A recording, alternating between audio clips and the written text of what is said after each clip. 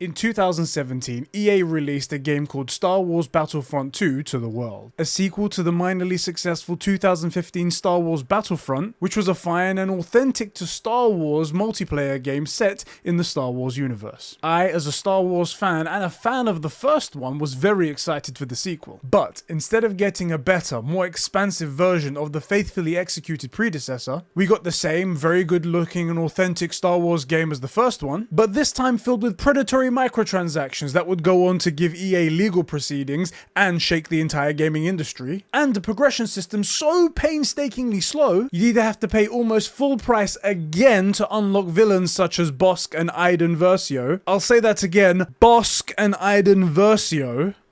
And even more than $80 to unlock villains like Darth Vader. Or if you didn't want to pay for it, you could spend 40 to 80 hours tirelessly grinding for credits and then save it all up and blow it all on one character like Bosk.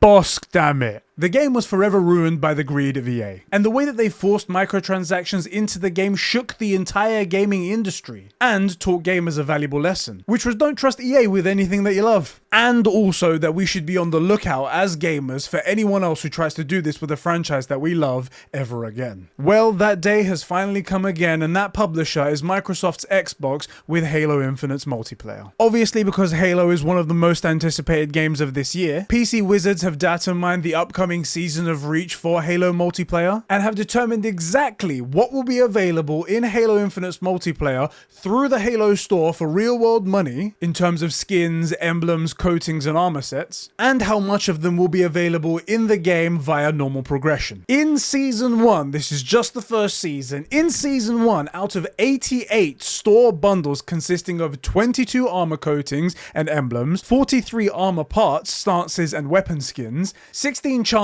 and vehicle skins, and 13 armor sets, none of them are available through normal progression, and only available through the Halo store for real world cash.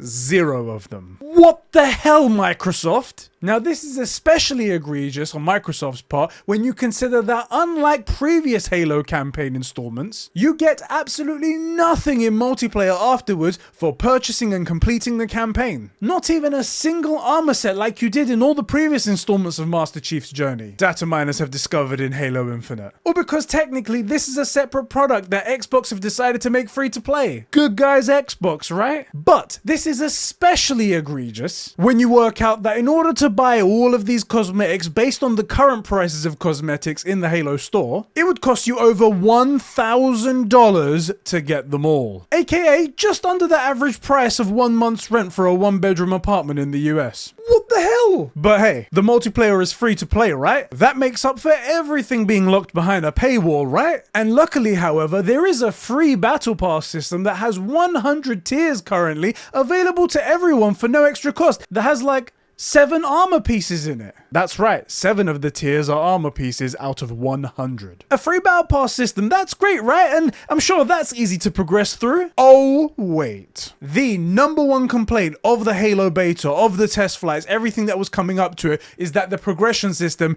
is painfully slow.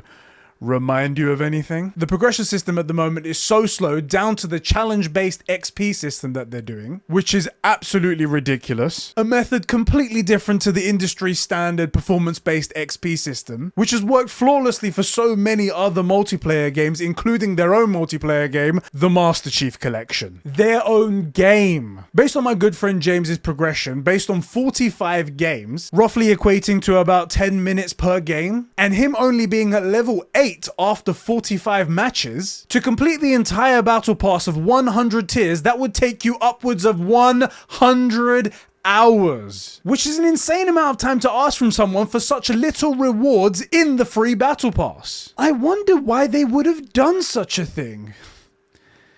EA, do you know why? Oh, wait. Also, I want to quickly point out that 40 of the 100 tiers in the free battle pass system are simply challenge swap tokens, which literally allows you to swap out stupid challenges, if they're not something that you're playing or even like to do or are just downright stupid, for another one, which means they knew how ridiculously stupid this challenge system was and how it was going to infuriate everyone, so they put this into the free battle pass. They 100% knew what they were doing and it was going to infuriate people, but then they just went along with it anyway. All of this in summary indicates that Microsoft's intentions with Halo Infinite was to go free to play with the multiplayer and then still sell the campaign at full price next to it, just without the multiplayer attached. And then when you make the multiplayer free to play and you've got as many players on the game as possible, hit them with a bunch of predatory microtransactions, or suffer a progression system so slow that it's not worth the time you're putting into it anyway. All for items in a free battle pass that are worthless anyway, especially in comparison to everything that's going to be sold in the store for real world money. And not even a small amount, hundreds of dollars. All for a game mode that was better and included in a $60 product in the past,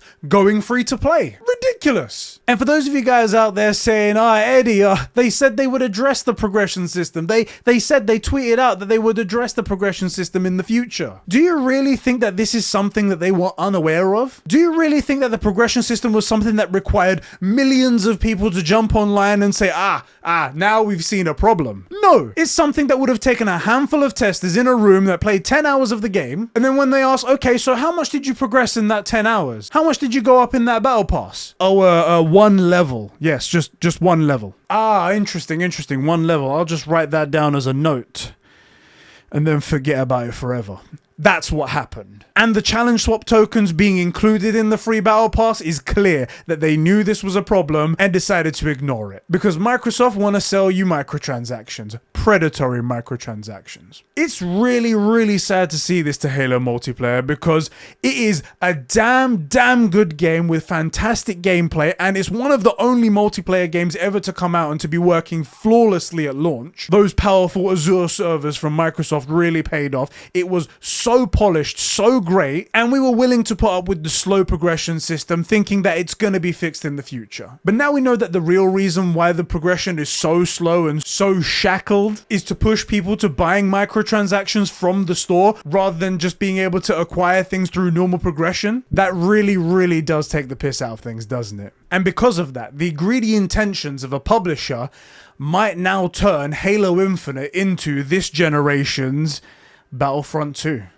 Which is extremely sad to see. Xbox, please sort this out. I mean, I know that I won't forget it, and I'm sure other people as well won't forget this actually happened. A bit like the time that you tried to hike up Xbox Gold and then went back on it because it was a mistake. I'm so sorry that happened by accident. We didn't know. Some guy just threw a memo in by mistake. Yeah, that's how it happened. Didn't happen that way. But this needs to be sorted now because Halo Infinite multiplayer is turning out to be something amazing. Everyone is really loving it, and you could kill this before it even gets big. Change this, please, Microsoft. Change it now. Anyway, guys, I just wanted to get that off of my chest. I don't do these kind of videos often. Let me know if you enjoyed it, and if you want to see more stuff like this, let me know in the comment section down below. All right, guys, catch you all in the next one. Have fun shooting.